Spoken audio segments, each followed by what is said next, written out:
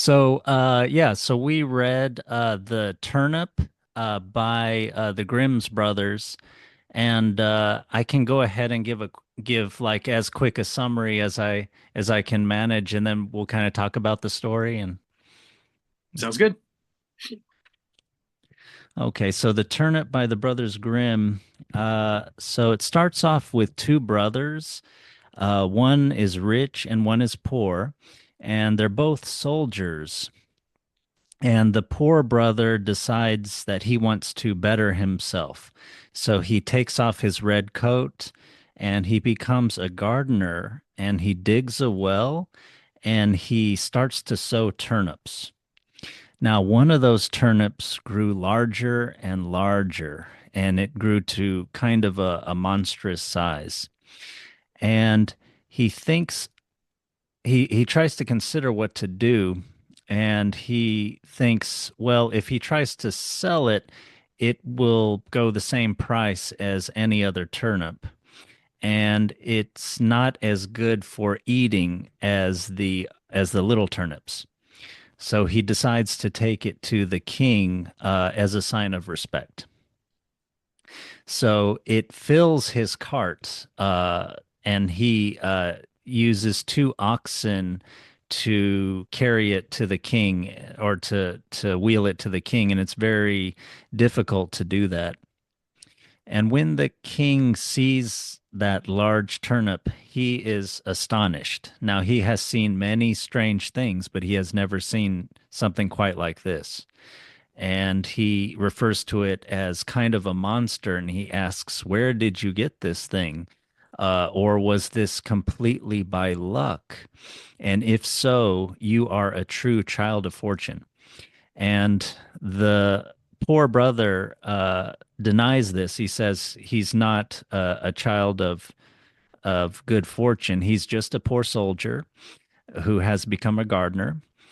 In fact, his brother is the one that the king knows and the whole world knows, and everyone actually forgets about me.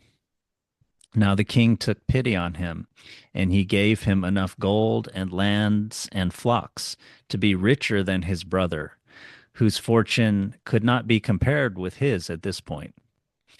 And he is thinking, if his brother had received so much for only a turnip. Sorry, just got a little lost there.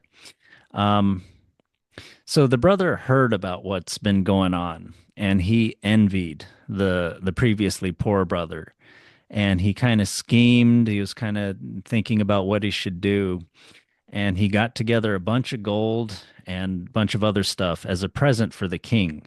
And he thought, surely compared to a turnip, this stuff is way more valuable and I'll get way more than my brother got in return. And so the king received the gift from the other brother graciously, and he didn't really know what to give him that was more valuable than a turnip, than that giant turnip. So he gave that brother the turnip, and the brother was forced to put it onto a cart and drag it back home with him. And he got home and he was full of rage and spite, and he resolved to kill his brother. Uh, so he hired villains to murder the brother. He told his brother, "Hey, I found a great treasure in the ground. Let's go together and dig it up." And as they were going, the murderers ambushed the previously poor brother, and they tied him up. But then off in the distance, they were frightened by the sound, excuse me, they were frightened by the sound of a horse that was off in the distance. And they quickly pushed their prisoner neck and shoulders forward into the sack, and they put the sack swinging by a cord from a tree and dangling, and then they ran away. And the previously poor younger brother worked and worked and made a hole in the sack, in out of which he pushed his head. So then the person who had been riding the horse made his way up. The text describes him as a merry fellow. He's singing, and the brother addresses him, "Hey, good morning, friend." And the student couldn't see who was calling to him. He looked around and he was kind of alarmed and he said, "Who calls me?" And the man in the tree said, "Look up. Behold, I sit in a sack of wisdom. In short time, in a short time, here I've learned great and wondrous things." And he lists off the various types of worldly and wisdom kinds of things that he's learned. And this is much better. This cannot be compared with school learning. Soon I will know everything there is to know. But oh yes, anyone who is here once would feel and own the power of knowledge. So the student, of course, is intrigued. He asks to go up. The man answers as if he's reluctant to let him up a little bit. And he says, "Yes, okay. I guess there's a bit of space that's next to me. Just tarry a little bit, wait a little bit there. I still have some learning to do before I'm finished." And so the student sits there, but he's impatient and he begged to ascend. And the other pretended to just give way. "Okay, let the sack down and enter." Now the student begins to go feet first, and the other corrected him and he pushed him in head first. And then the brother pulls up the sack into where it's hanging on the tree, and he asks how the student is, and he tells the student to rest in peace, and he will soon be wiser than he was. And then he trotted off with the student's nag, and different versions of the story seem like he till someone comes around to let him down, or that he sent someone to after a while he sent someone to let the student down. Yeah. Yeah. So what do you think about that story? um, Not much it's there, it. right? What's that? Not much there, right? Uh, I wouldn't say that. But it's a very short story, and not a lot seems to happen. But yeah, I mean the two brothers are interesting, and I think you had sort of when you brought this story up to talk about, you had mentioned like Cain and Abel. Mm. So we're working in rich symbolic mythological territory. The two brothers, the envious brothers. Um, and I do want to get into all of that, but I think that the student at the end makes me laugh, and because I mean he gets tricked, right? It's full on like, oh yeah, come, this is where all the wisdom is. Come and hang Yeah. out in this thing, and it's just I want to say this now, and then we can kind of start at the beginning of the story, because I think it's good to go through in order. But I'm hoping I have a different perspective by the time we get to this at the end. But the thing I keep seeing is like the student. There's this like wise old farmer that has a lot of wealth that he's generated, and what that means could mean a lot of things. But he's stuck in this sack and he's not really getting anywhere with it. And along comes this student who's like, "Oh, please share your wisdom with me." And I keep seeing like the brothers Grimm going around talking to these old, like wherever they got their stories from, the peasants or the folk, it's folklore, right? In Yeah. Germany in like the 1800s. And they're like, "Oh, please tell us your wisdom." And Mm. and I see the student figure as being like the guy's like, "Oh, you want me to tell you a story? Okay, well, at the end of the story, this idiot student comes along and wants to share all of my knowledge, and I'm just going to push him in a sack and That's so leave him there." funny. That's so funny. Yeah. Yeah, Yeah, yeah, you yeah, guys yeah, with your privileged knowledge, although their life story does have a lot of tragedy and like they descend into poverty and stuff. But yeah, at the same time, there's a difference in class and like way of life, and they are kind of making fun of him and everything, which seems natural, which seems like good in a way. It's not like trying to kill him or kill the brothers Grimm or anything. But yeah, that's yeah, so funny that yeah. so you see it as possibly them going around and then the village kind of storytellers kind of making fun of them in this story, I, like, here's yeah, you want me to tell you you're so eager, you're traveling around, you really need to hear these stories, and like give them a little bit of like spin them around a little bit on their head a little bit. yeah, yeah. I mean, there might be more to it, like I said, like as we sort of unpack the whole thing. But that was the initial thing that hit me was like it ends with like a local farmer pulling one over on a student, and here we Yeah. have the stories because students went around and talked to the local farmers. Yeah. So No, that's it's great. I yeah, had never considered that. Yeah, that's really great. Yeah. yeah. Um, so yeah, I just mentioned that up front, like I said, but like I don't know what did you think about the start? Like it starts out with a rich and a poor brother, and the poor brother seems to be really bad at soldiering, and he pulls off his red coat, which I feel like is a very symbolic image. I mean, the red coats. I guess this was shortly after the American Revolution, and the British were the redcoats, but I think they Hmm. had hired a lot of German mercenaries, if I remember correctly. So we Mm, might be talking about that kind of a soldier. mm, Um, but he puts off war, right? The mm, poor brother is deciding he's no longer going to go to war, whatever that means, and mm, he's going to become a gardener instead. So mm. I don't know, like maybe if you have anything to say about that, or work in like the Cain and Abel thing, because the gardener definitely, there's Cain and Abel in there too. So Mm. Yeah, yeah. Yeah, I wasn't sure exactly what not being the soldier anymore is, but it's at least changing his life completely. A soldier is also someone who goes around, who is not tied to the land so much, is more tied to like a way and discipline, and therefore a larger, somewhat abstract entity, the state, or yeah, it's not like a militia member or not like a tribal warrior or something. They're kind of an official kind of thing.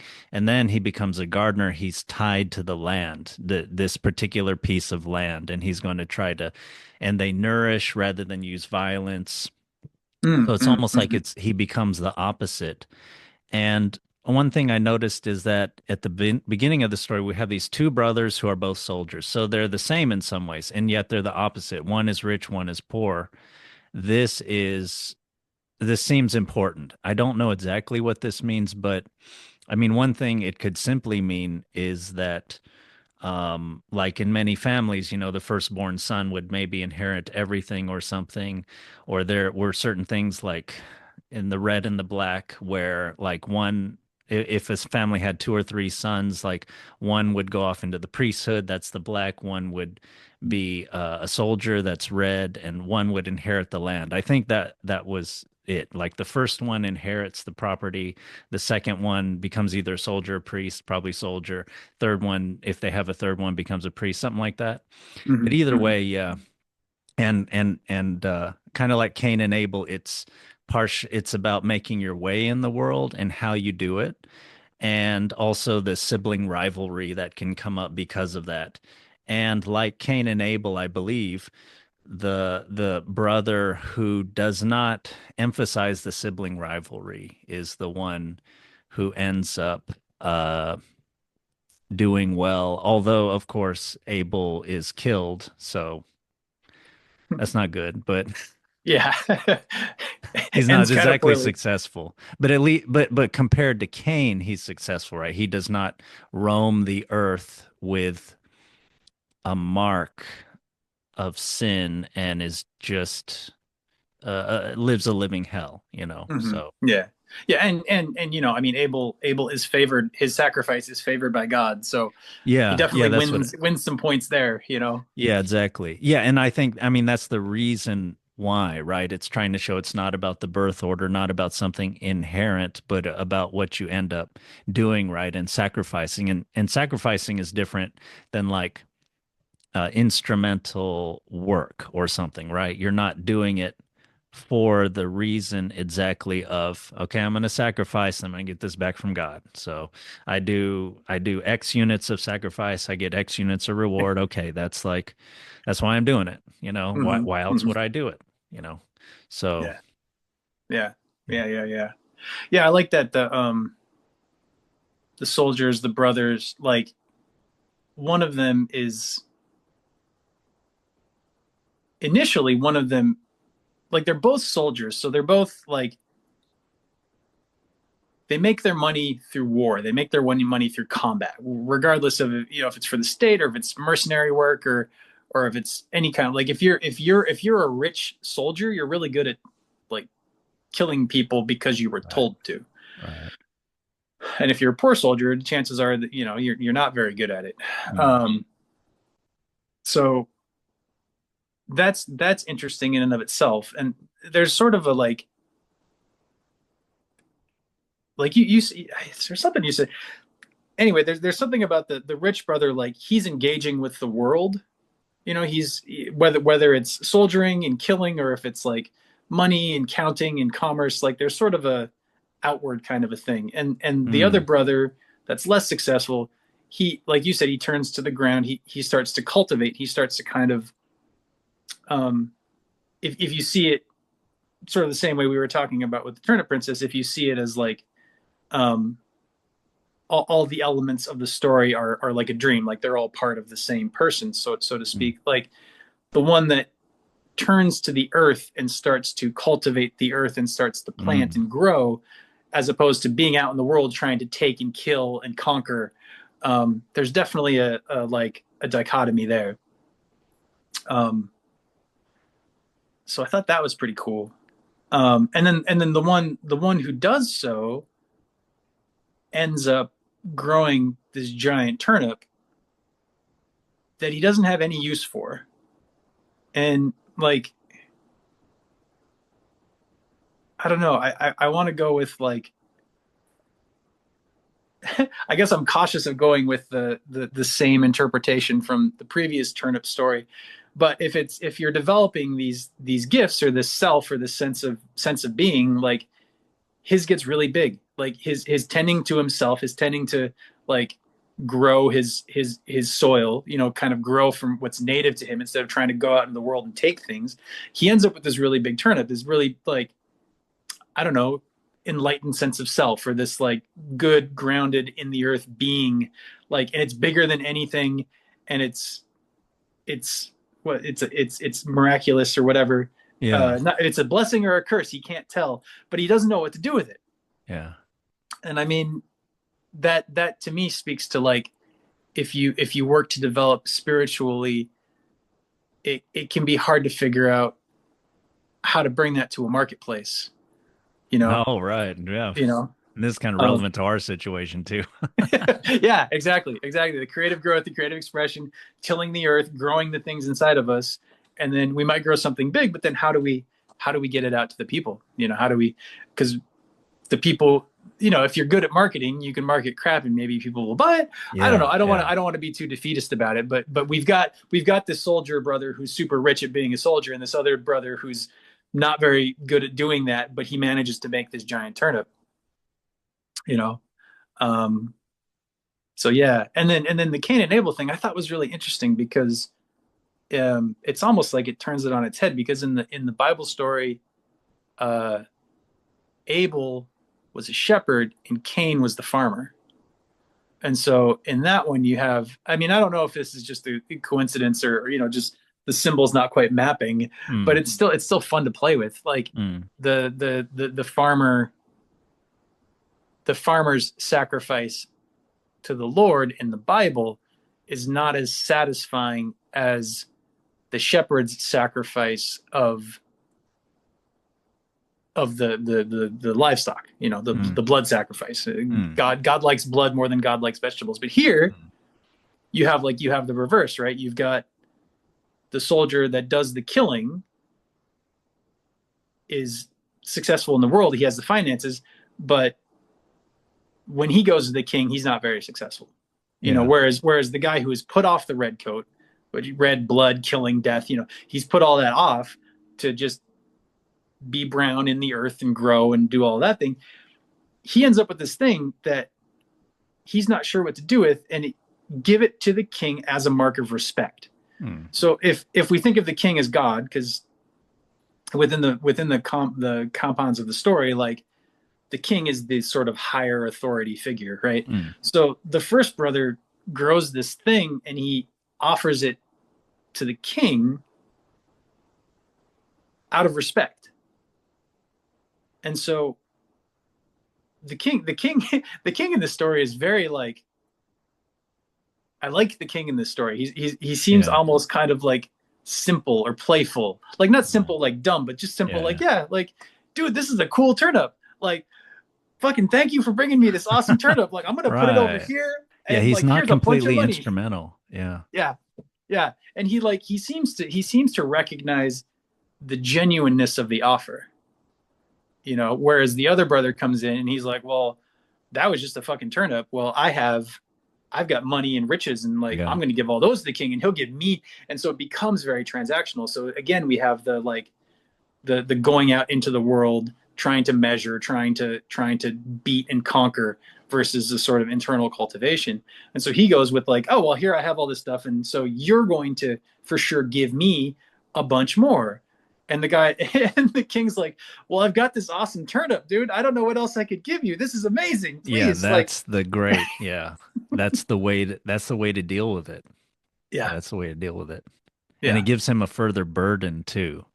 Like Hmm. it's not, and but he doesn't learn his lesson. Of course, he's just seething with rage, like with every step back home. Yeah, With the yeah. Cain and Abel, I thought the idea was that like Cain did not sacrifice his best and Abel sacrificed his best. Mhm. I thought that was the idea. And so that Could be. brings up the idea of like sacrifice is not like yeah, I'm gonna give God like some like pretty good stuff that I have. Like I have this extra stuff and I need like protection from the mysterious. So it's like a good swap, right? It's a good exchange. Yeah, So yeah. yeah, even Huh. like with Minos and the Minotaur, Poseidon gives him something which is interesting, gives him this white bull, this amazing thing, unique, and Mm. he substitutes something else. He's like, this is good enough for Poseidon, right? Like he won't notice the difference. This is still an amazing thing. I'm gonna give him. But he doesn't get. I thought the idea was sacrifice is you give your best. Yeah, yeah, yeah, yeah, yeah. No, that's a good point. Yeah, I mean, I haven't read the Cain and Abel story in a long time, but yeah, that makes sense to me. I think you're spot on there, that it's not so much just the the meat versus the vegetables, but it's the quality of the offering and the intention behind it Mm. that the Lord favors. And here too, because the the farmer brother offers him like this big miraculous thing that he just doesn't know what to do with, in the hopes that like the king will know what to do with it. Um, Right. so it's a giving, right? But the soldier brother is like, well, here, like, turn these little things into more things for me. I want more things, Yeah, yeah, and it's yeah, it's very it's very taking. Um, yeah. yeah, And yeah, yeah, yeah. and I like that, we've talked about how the turnip can be a symbol of the soul. And in a way, it makes sense here because, like, so he was working patiently, diligently, waiting, and then something that he couldn't have even imagined that he wasn't working for necessarily. Like he was sowing turnips. So Hmm. it's like good deeds or, virtue or whatever. But then something of a magnitude, one of those things of a magnitude that you could not have even imagined that you don't even understand comes about as a result of that. Mm. And yeah, and he gives it. And so what do you do with that? And he does try to reason. It's like, okay, it's not this type of thing. It's not like to be eaten. It's not to be sold. And then, the only thing he can do is give it. And there's something I Mm. don't even get about that, I think, but it makes sense. And yeah, all of these types of logic of all his actions with sowing and getting the turnip and giving it to the king, that's all different than what excuse me, the other brother is doing, of always doing things for what he's gonna, like you were saying, what he's gonna take back, what he's gonna get back. He's always calculating, he's always instrumental in his logic.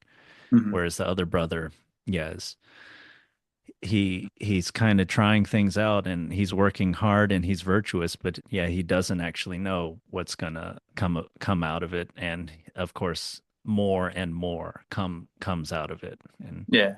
Yeah, and I think that's actually that's interesting to me because you have like the the poorer brother is he's focused on like what he has, right? He's like, I have this earth, I have these seeds, like I'm growing things, and the other one by like trying to take things, he's actually focused on what he's lacking, and so he's like yes, in a way he's kind of he sees himself as poorer yeah, because he yeah, feels like he needs things, whereas the other one is like, hey, please take this from me, you know? It's a giving thing, you know? yeah, Um and I think ultimately if there's a, you know, a moral to the story or whatever, it's the king or the Lord or God or reality or whatever will reward us more for um giving than he will for trying to fill our lack. And I think isn't there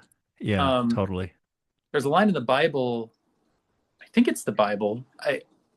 I've read a lot of the Gnostic stuff too, so I sometimes I get the two confused. But I'm Mm, pretty sure it's the Bible. Jesus says something like, "To those who have more will be given, yeah, and to those who do not have even what they do have will be taken away." yeah, And yeah, I feel like that's exactly what we're looking at here. Is like he's the poor man, but he's got a giant turnip, and he's like, "Hey, I got this turnip. Like I have this turnip. You may I'm offering it to you." And yeah, he's receives in reply. But the other one's like, I'm gonna get some stuff. So here's a little bit.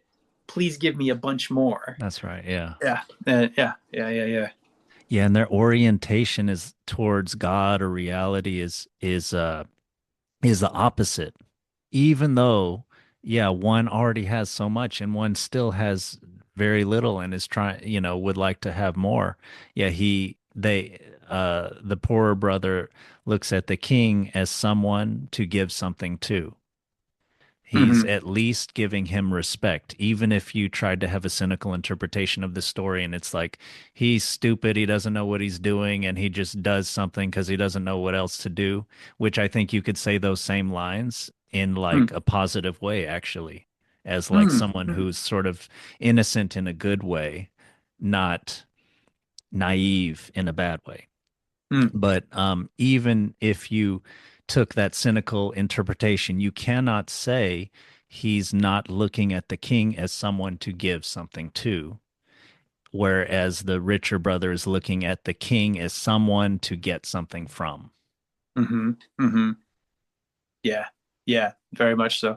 And then for the king to be like, um, I'm just going to read the copy of the version that you sent me. The king takes the gift from the rich brother very graciously and said he knew not what to give in return that was more valuable and wonderful than this giant turnip.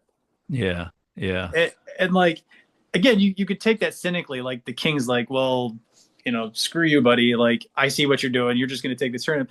But I like seeing the king is like he's actually really excited about the turnip, and he's like, man, you were so nice. You brought me all this gold and stuff. Like, all like, I mean, I'm a king. Like, I you don't know have what gold. I'm else. not going to give you gold for gold. That's dumb. Yeah, Like, I'm busy being a king, but I got this giant turnip. It's the coolest thing I've ever seen. Like, that's please right. take this. And if we take the turnip as like the fruits of spiritual labors, Mm. you know, Yeah, exactly. This is what you're like lacking, man. yeah, and it's like this is a very valuable thing for you. And if you could just understand the work that went into this, but because he doesn't understand it, he loses the whole thing, you know. Yeah, yeah, totally. um yeah, and then from there comes the rage and the spite and the resentment and the wicked Yeah, thoughts, you know. yeah, yeah. Yeah. Yeah, and he is looking at things all, and everything is of the same type maybe in the world. Everything is like a dollar value or, a gold piece value. And the gold pieces, this is no more valuable than any other turnip. That is true. That is Hmm. his perspective. And Hmm. yes, from that perspective and all the other parts of his personality come this rage. And like you're saying, he's comparing himself to his other brother. And then yeah, that leads to the worst kind of thing. Yeah, killing your brother. Yeah. Same thing, but totally different perspective. Hmm. In terms of the king's interaction with him, I also saw that as like the perfect leader's response. Like, because as a leader, as a politician, you have to be able to. I think sometimes some people, yeah, you could express this as like talking out of two sides of their mouth. And sometimes they are doing that. They're just BSing. Totally, Hmm. totally. That probably happens much more often than like the version that I'm seeing the king doing. Hmm. Hmm. But I think with the king, he is maybe, yeah, say, and this is sort of like what you were saying about him sort of giving the spiritual reward, which was much more valuable than any gold that he could give him. Especially considering the rich brother already has a bunch of gold. Like how much more valuable is more gold to him? I mean, it's just a dollar amount, or it's Hmm. just a number, Hmm. But anyway, yeah, I think yeah, he is saying the same lines to him and I think kind of this is how like parables are and mythology and things. You could be using the same words and the cynical or the instrumental logic person is seeing it exact totally fits their mind's way of seeing it. Okay, this is what you're saying. You're mocking me, or whatever. You're throwing it right back at me. I did all this hard work. Or you could take those exact same words. It seems like wisdom words are this way. And once you have the realization, uh, you have the personal transformation, you see the words in a totally different way. Hmm. Hmm. And that's Yeah. maybe some of the difference between like deep philosophical spiritual wisdom type things and more, I don't know, just more practical or everyday type of language, which doesn't seem to have like the double, triple meanings and things. Yeah. Yeah. Just the like the distinction I see there is the same one between the two brothers, right? It's the one if you're just focused on going out in the world and conquering and taking and killing or whatever the soldier's life, then you do sort of see everything in that kind of flat perspective. But if Right. you turn inwards and you cultivate the self, you cultivate the sacred or whatever, then you're able to start because you've grown familiar with that in your very being, you're able Mm. to see it, recognize the different layers when like a communication like you're saying, when it comes from without, you're able to see that, like the different layers, because those different layers are open in you. But if you're all focused just out in the world, then you Yeah. don't have the language to understand the different layers in the sort of parable communication. Yeah, that's great. Yeah, the outward and the inward turning. Yeah, I think that's a very good way of differentiating them. Yeah, yeah, yeah, yeah. Another way I looked at this story is to see it as the development of the poorer brother. Like at the beginning of the story, he realizes this is not the way I want to be going in the world. So he takes off the Mm, red coat. He does something else, but he's still kind of naive, and he's still able to be tricked by the other brother. And the mm, other brother even he uses the same maybe language. That's a way you could think about it. There's something buried in the ground, like this happened to you before this, and it's happening again. This also shows, I think, the sort of inflexibility or lack of imagination of the richer brother. Like he can't come up with a different scheme, mm, um, or a different type of scheme. But anyway, yeah, naivete of the poor brother, so he goes along with it. And yeah, so that his naivete in a way before was part of his innocence, which led him to the king. But now it's rather than innocence, you could say it's naivete and it leads him. he still has growth to be done. So he's Mm. had his goodness, but he doesn't have his wisdom yet. And Mm. then Hmm. maybe that's what like the second part of the story is about. And of course, the sack hanging from a branch by a thread, of course, invokes the image of the caterpillar in a chrysalis. I hadn't even thought of that. so Totally. Yeah, yeah, yeah. so I don't know. It could be a lot of things, but yeah, that's what I thought it might mean. And then of course he tells the student, he identifies this as like wisdom. And then of course it's about working hard. He has to work his head out.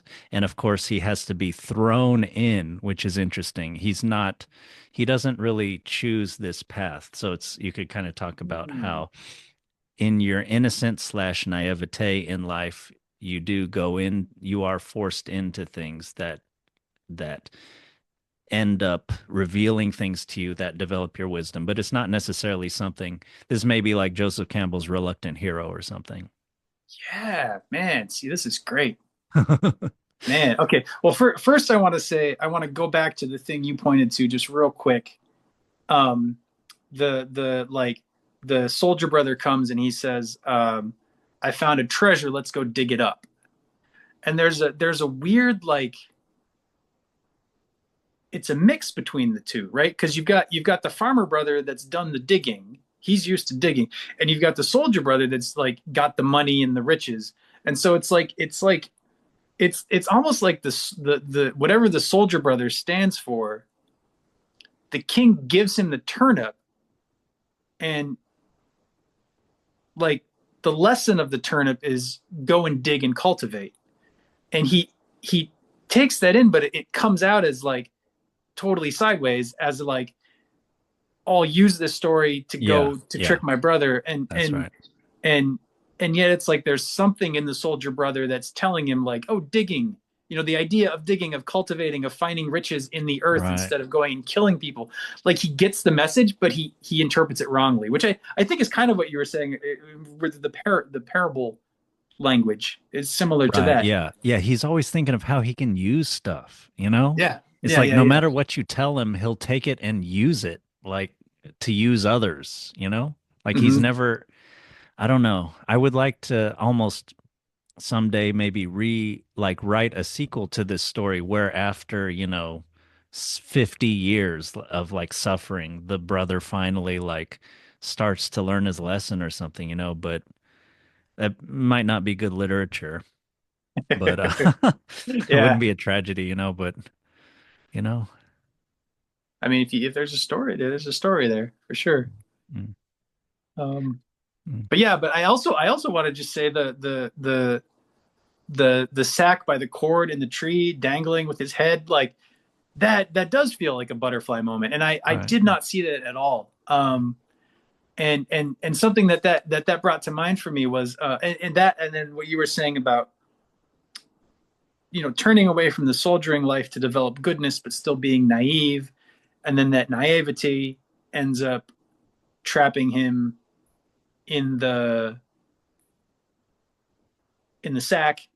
Basically, he's going to be killed, but then he's rescued by the sound of the horse, and the guys run off, and so he's kind of stuck mid transformation.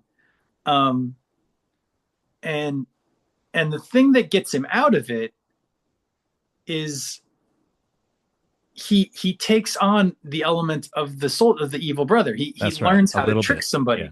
Yeah. Yeah, just enough. That's right. Um, yeah, and I had not seen that until you were talking about it. I had not seen that sort of like the integration of the evil brother into the good brother, so he's more whole, Yeah. That's right. and then Yeah. is able to rescue himself and go off. Yeah.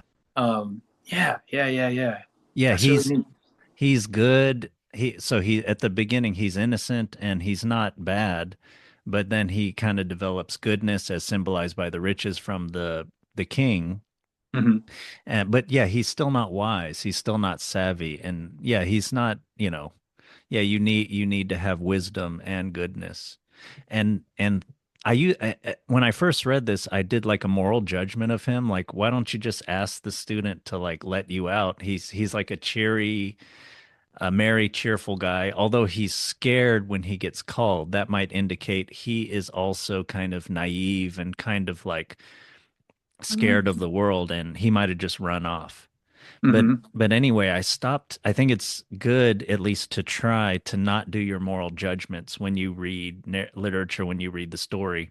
And without the moral judgment, I could see that his tricking the student shows, like you were saying, that he has developed some savviness, some able to do trickery, not for malice, but for practical things that you need sometimes in life. But at the same time, he teaches the student a lesson, not to be such a dumbass, to like think that a sack will like bring you all wisdom, which also shows, I think, is my interpretation of the student. The student is too eager and too much in love with the idea of knowledge that he'll be tricked easily. And Mm. he goes straight for it as soon as someone dangles that carrot in front of his face.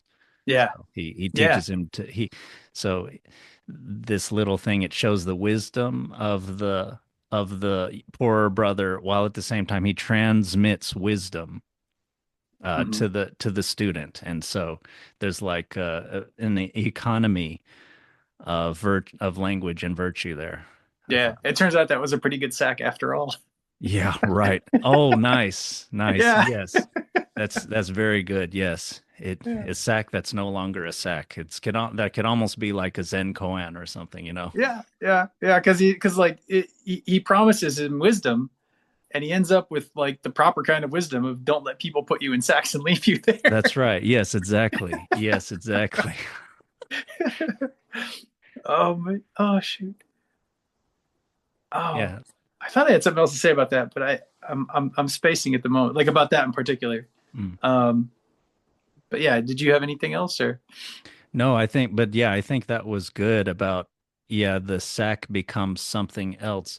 And that's not it seems like there's almost something there, like in the presence of virtue, objects become something more than they are. They become symbols and Hmm. teaching objects.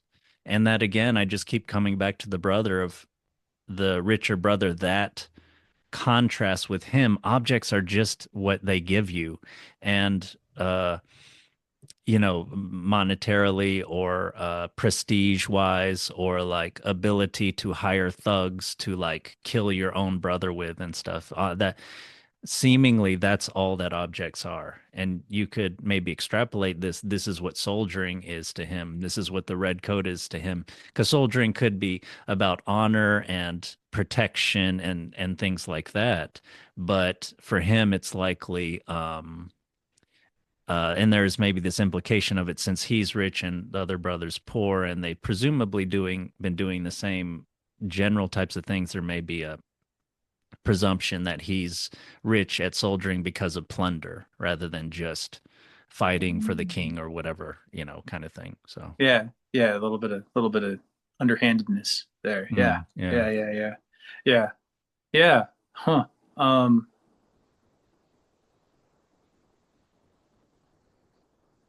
But I like how, yeah. yeah, objects. No, no, I don't want to interrupt you too much, but No, I mean, go ahead, because I'm still my wheels are still spinning up here. oh, okay. Yeah, Yeah. and I just like how in these stories, like a simple object can be just from the perspective of philosophy or spirituality transformation from digesting these stories, or just from a literature perspective, how like a very simple object, a little like a big turnip or a sack can hold Hmm. so much meaning just in a very short story. So Yeah. I enjoy that aesthetically, I think. Yeah, that actually that jogs my mind. The thing I was trying to pin down, um, the turnip in the sack. I had it in my head that maybe they were like parallel symbols, and in your point about the sort of naivety of the brother, um, if you do give up your engagement with the world in order to turn inwards and cultivate virtues, um, you can tend to lose your ability to function in the world, Yes. and there's something kind of beautiful about, because in picturing the guy in the sack in the tree, like the sack to me kind of looks like a turnip. Like it's big and round. It's kind of Mm-hmm. it's Mm-hmm. it's dirty. Maybe it's kind Mm-hmm. of white or brown or whatever. Mm-hmm. Turnips are kind of white, I think, but it's brown because there's somebody in there and it's a sack and it's hanging in the tree. Mm-hmm. Um, and to be rescued, like he has to struggle to pop his head out of it, Mm-hmm. and it's almost like getting stuck in the realm of cultivation, Mm-hmm. and the naivety of like, oh, if I just cultivate this, I'm going to be fine, and I don't have to Yes, deal with the yes. world. That's right. It's Exactly. spiritual Yes. bypassing, like we were talking a little bit ago. Yes. Um, and so for the moment of wisdom, and this is right up there with what you were saying about it as like a butterfly chrysalis. The moment of wisdom is when he pops his head out and he's able to interact with the world, and there he sees in the student a symbol of his own naivete. Jesus, yeah. Right. So Yeah. he's able Right to, at that moment. yeah, right there he sees himself, and in that moment he is freed and is able to go on away, and he's Right. found somebody to take Exactly. his place, Yeah. in the hanging. um Yeah. yeah. Yeah, that's very good. Yeah, it's almost comical how I keep bringing this back to Plato, but what you said reminded me of the in the and in the allegory of the cave, Mm, where Socrates talks about how after the man who is freed kind of goes out of the cave and sees more of reality for what it is in the sunlight. When he comes back to the cave and he tells the people what he's seen, and you're just seeing illusions and everything, but he's kind of been a little what's a term, like when you've been in a dark room and you go outside and you're kind of blinded by light and then your eyes adjust and you go back in the dark room, you mm, can't see very well and you're kind of like stumbling around, and then he ends up getting ridiculed and no one takes him seriously when he's talking about that just reminded me of that. So yeah. there is I guess the spiritual bypassing, but maybe there is also something about like how some geniuses, or just maybe when you first undergone a transformation psychologically or spiritually, maybe there is some kind of impracticality to your way of being. Maybe you start speaking a little too much in like riddles and things because you're kind of seeing the multiple meanings of the words and you're trying to transmit that to people, but it sort of looks ridiculous when they're just trying to like be on time for work and like buy, go grocery shopping and stuff like that. Yeah. Yeah. Yeah. Yeah. Yeah. Yeah, I hadn't really thought of that, but yeah, there's a in the Zen tradition, they have this thing called the ten ox herding pictures, and it shows like a monk. There's ten pictures. Obviously, it shows a monk, and then there's an ox, and it's about relating to mind. I don't really, I'm no Zen expert. I've worked in the Zen tradition a little bit. I've studied a little bit, but my point being that at the end, the 10th picture is usually the enlightened sage, no more ox, just the sage, going back to the marketplace and like interacting with the world. Right. And Yes. and I see that, being what you're pointing out is how to bring the insights from the mountaintop back down to the village and actually have them be of benefit to the people.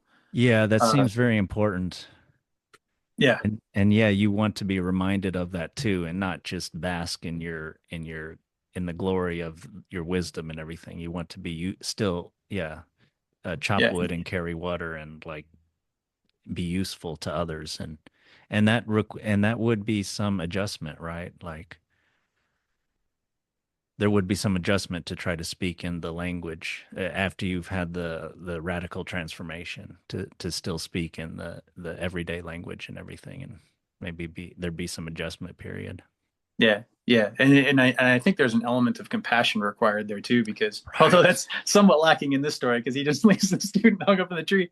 But because if you are seeing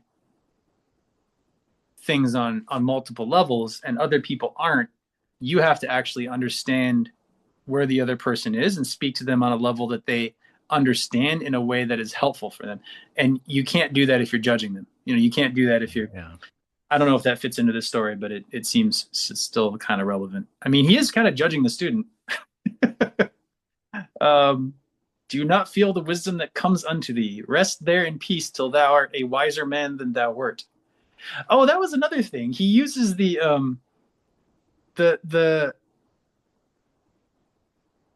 the poor brother in the beginning of the story talks like a normal person. What shall I do with it? If I sell it, it will bring no more than another. Mm, Right? And oh king, I'm no child of fortune. I'm just a poor soldier who could never get enough to live on. mm, And then when he's in the sack, it's lift up thine eyes, for behold, here I sit in the sack of wisdom. Here mm, have I, in a short time, learned great and wondrous things. mm. Um, and I don't know if we're supposed to take that as trickery, or if it is that, like, he's speaking from that more enlightened, like, I don't know. It's interesting. I did notice that distinction of, like, the quality of the language changes. There's thous and wouldsts, Interesting. you Yeah. know. Um, Yeah. and I think that touches on what you're sort of hinting at too, but I'm not sure I quite have all the pieces together. Yeah. Yeah. That's a really good observation. I guess I would think it at least can signal that. So this is like the sophists or the Pharisees versus Socrates or Jesus, where Mm-hmm. they use a lot of the same maybe type of language but in an instrumental way to do whatever their goal is. But their Mm. goal is not self-transformation. Their goal Soldier is work not, again. I'm sorry. Soldier work again. Oh, what do you mean? Sorry. Oh, like the soldier brother, like the Oh, external soldier. world, like Yes, the yes. winning and the conquering and the, Exactly. Yeah, yeah, yeah, yeah, exactly right. Yeah, like the soldier kind of, yeah, maybe he gets promoted and he's sort of like a diplomat now, but he's still trying to conquer, to win. It's just based on interests and things. It's not about, yeah, self-transformation or about wisdom or anything. Yeah. yeah, So yeah, yeah, it yeah. seems like the brother is at least doing that. And I thought, I mean, so the act that he's doing on the student is to trick him to both let himself down and to teach the student a lesson. So I guess, yeah, he decides to use that different type of language. Maybe that using that type of language is also sim it shows that he has had a personal transformation too, even though it maybe seems kind of comical or something like that. Yeah.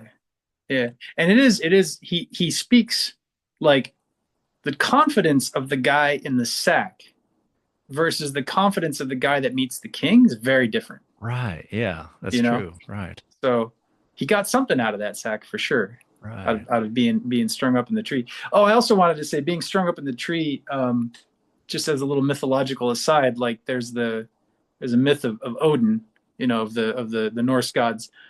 He hung himself from the tree Yggdrasil for, like, I don't know, 10 days or 40 days, a long time. He hung himself from the tree upside down to gain knowledge. So there's this, like, Germanic tradition of hanging from trees and gaining knowledge. And um, I think there's some comparison with Christ on the cross as well. Um, I can't speak to that too clearly, but I've heard the comparison between Odin and Christ be made, Mm. and just the hanging and what comes to you when you sort of hung long enough. Yeah. Yeah, that makes sense. And you're connected to the ground, but you're still up high. Oh, And yeah, you're yeah, sort of useless too. You can only contemplate, and you do have to struggle with whatever kinds of desires that would start to manifest in yourself of like trying to get down, or whatever kinds of practical things you are not practical anymore. You are there to meditate on whatever you will. yeah, yeah, because it's kind of an initiatory, which it is for the brother too, because he goes from being naive to being pretty wise, and Yeah. Yeah. overnight or In a whatever it is. compressed time, of course. Yeah. Yeah, yeah, yeah, yeah, yeah, And yeah, yeah, I was thinking that's kind of like the cave. I mean, he goes headfirst into this dark, confined space, and he's yeah, trapped. yeah, yeah, yeah, yeah, yeah. Yeah, and he's entirely upside down, and that like popping the head out of the bottom. I don't know. There's something there too, but I don't know exactly. Yeah, yeah, exactly. He's upside down. He was confused. And I thought it's interesting. The story seems to point out that he doesn't come out the way he goes in. Like it Hmm. seemed, I thought he worked his. Oh, does he work his head out of the top? Maybe.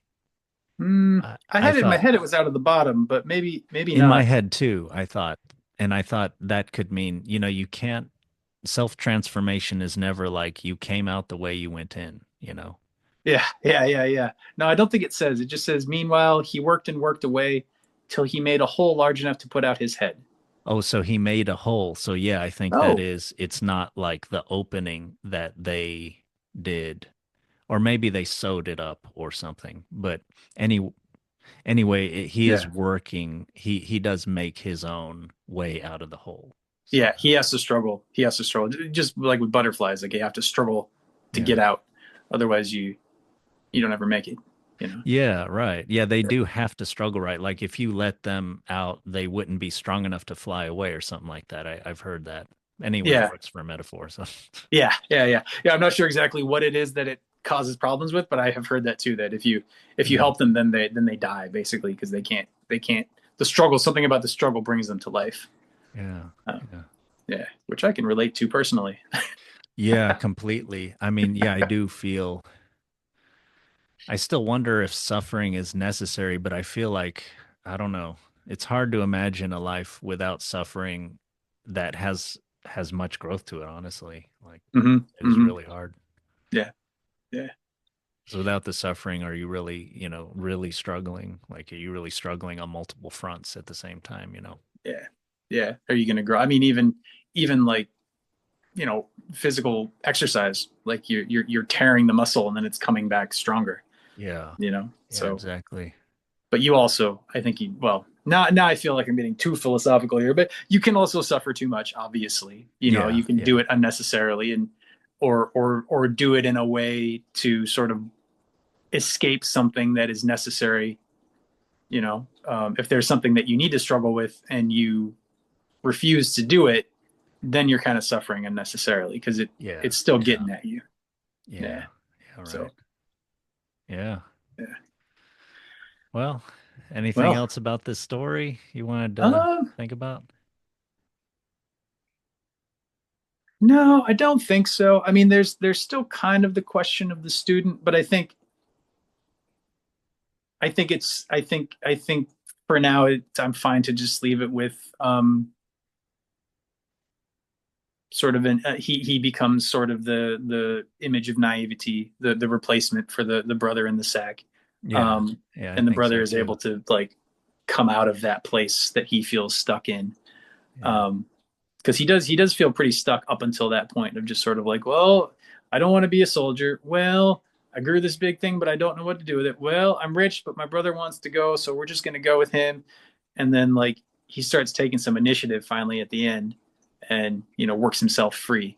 And I Yeah. think I think yeah, Yeah, that's good. nice. Yeah. Yeah, Yeah. takes initiative, he works himself free and he shows some nubileness of mind and like he can Mm. kind of come up with a plan now and execute it well and even, take on a different speech register and everything kind of shows his growing repertoire of flexibility of mind and everything. So, Yeah. yeah. Yeah. Cool. What Yeah. One thing I wanted to say was, what do you think would happen? So with Cain and Abel, so the brother is Abel is killed, and then Cain wanders forever or forever how long as like this doomed kind of being, this in this Hmm. hell.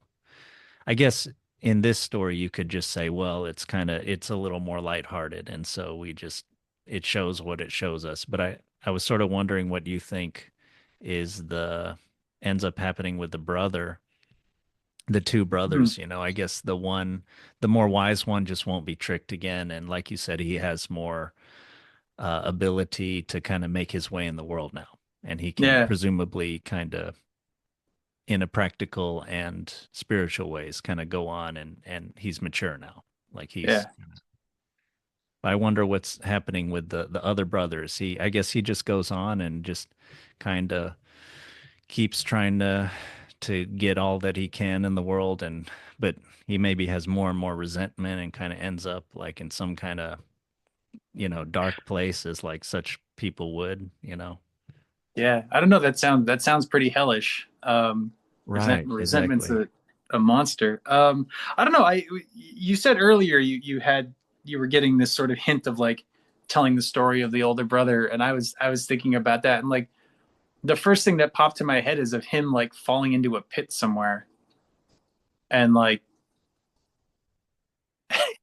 coming face to face with a turnip and like having to eat the whole turnip or something. Yeah, Like symbolically, like he has to be forced to face this thing. to But the other, finally yeah, well, go ahead. no, no, no, no, no. Oh, the other thing I was thinking though is like if we are looking at the fairy tale as a dream, as a self-contained whole, like in the beginning, like if they're not brothers, then they're elements of the same self, right? So if Mhm. they're one person, then somebody's being a soldier and then they decide to not be a soldier, and it sort of creates this split in them between this Mm, like worldly effective person and this person who wants to go and cultivate. right. And then we follow the cultivator for a while, and so like that personality is active, um and then the soldier personality comes back in and is jealous and is feeling misused or mistreated, is feeling off, aggressive towards his brother.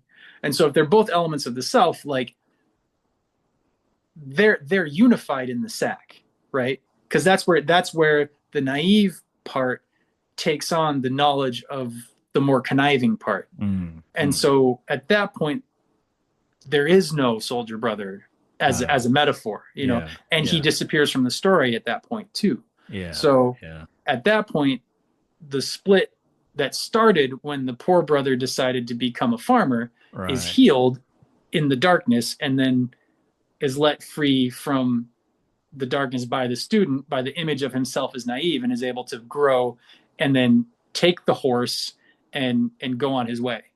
Yes, yes, I You think know, that's a very good interpretation. I like that. Yes, there is no problem of the richer brother anymore. He's kind of integrated the parts of himself, and yes, exactly. Like he's able to, and he is able to take a little bit from the world to use it to go on. So it's not like you should never take anything from the world or something like that. Maybe you could say, or it's yeah, and maybe, and sometimes in naive innocence, you can just think, oh, I should only be good. I should never do anything that could have any, you know, everything I do has a carbon footprint or something. I can never do anything. I could spread a disease I can never do anything in the world, basically, right? I should just kill myself or something. So yeah, yeah, you develop a little wisdom and you can, I'll do my best and all mm-hmm. that. Yeah. Yeah, Yeah, I yeah, really kind of like that. balance. Yeah. At that point, the brother disappears and the murderers disappear. Right. That part of the story is done. Yeah, I really like that. That's very satisfying for me. Good, good, good. Yeah, I like that. I like that too. It makes it more redemptive than the like you because you started comparing it with like Cain and Abel of like Yeah. Cain being damned to hell for eternity, Yeah. and Abel being dead for eternity. And here Yeah. we have like the two kind of coming together and being a more holistic, Yeah. more Yeah. holy Yeah. kind of entity, kind of you know joined personality. Yeah, Yeah. Yeah. I really like that. Yeah. cool. Well, yeah. So thanks for discussing this story. It's very, very fruitful conversation. I hope we can have more in the future. Yeah, I think so. I've definitely enjoyed this. This is a great choice. I definitely wouldn't have picked it. Scrolling through, there's so many Grimm's tales. You know, I would have been like, oh, not the turnip one, but it was perfect. It was perfect. It was perfect. So yeah, thanks for bringing that up. No, no, yeah, yeah, it worked out. It was kind of like an intuitive choice, and yeah, it seemed like a decent one. Nice, Yeah, cool. But yeah, man. Till next time. yeah, yeah, Um, sounds really good. yeah. Hey, take care. All right.